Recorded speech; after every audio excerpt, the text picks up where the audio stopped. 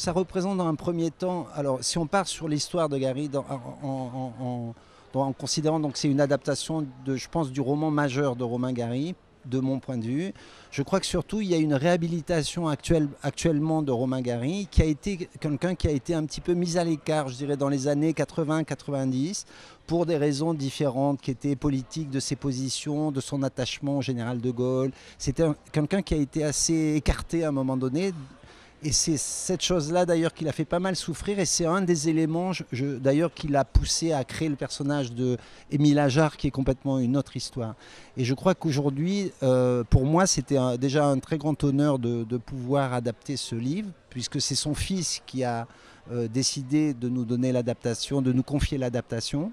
Et donc pour moi, c'était très important de rester très fidèle à l'œuvre de Gary, c'est-à-dire au fond de l'œuvre, en sachant qu'un film, évidemment, est forcément, on est obligé de travailler sur des raccourcis, et que tous les rapports à l'émotion sont très et totalement opposés à la littérature, n'ont rien à voir avec la littérature.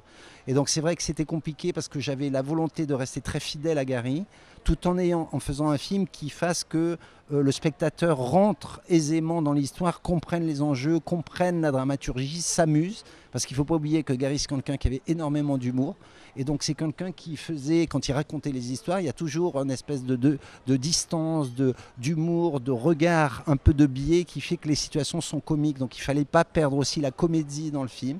Et donc il y a des éléments qu'on a gardés qui sont des vrais éléments de comédie, des vrais éléments très dramatiques et très touchants. Et donc c'est vrai que l'enjeu pour moi, c'était de rester au plus proche du fond de l'histoire. Ce n'est pas une autobiographie.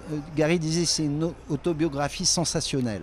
Donc, et son travail, comme il l'a raconté, c'était, il disait il faut que ce film-là est un film pour toutes les mères, et il faut que les mères, je vais honorer ma mère, je vais la grandir. Et en fait, on sent dans le livre que, et ce qu'on a essayé d'ailleurs dans le film de retranscrire, c'est que cette mère est une mère absolument incroyable, dévorante.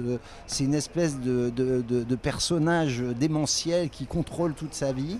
Et c'est ce qu'on a un peu dans le livre, ce qu'on a essayé de retrouver dans le livre. Et il donne une importance à sa mère fondamentale, puisque le sous-texte est de dire qu'il a écrit parce que sa mère voulait qu'il écrive. Et que ce qu'il écrit, s'il est là, s'il est consul de France à Los Angeles, s'il est écrivain, s'il est aviateur, s'il a la croix de guerre, c'est parce que sa mère est avec lui. Et donc c'est vrai que... qu'il y a une importance, je dirais très importante, autour de ces éléments-là. L'ensemble du film, puisqu'il y a beaucoup d'acteurs, parce que l'histoire traverse quand même 30 ans de la vie de Romain Gary, entre le moment où il a 10 ans et le moment où il a 40 ans, grosso modo. Et je dirais que donc il y a une traversée avec énormément de personnages, et c'est vrai que tous les acteurs qui ont incarné ces rencontres de Gary à travers sa vie, les rencontres de sa mère avec des personnages, tous les acteurs ont été formidables, et ça a été un des grands plaisirs de ce tournage. C'est une fiction, c'est un roman, une histoire d'amour folle entre une mère et son fils.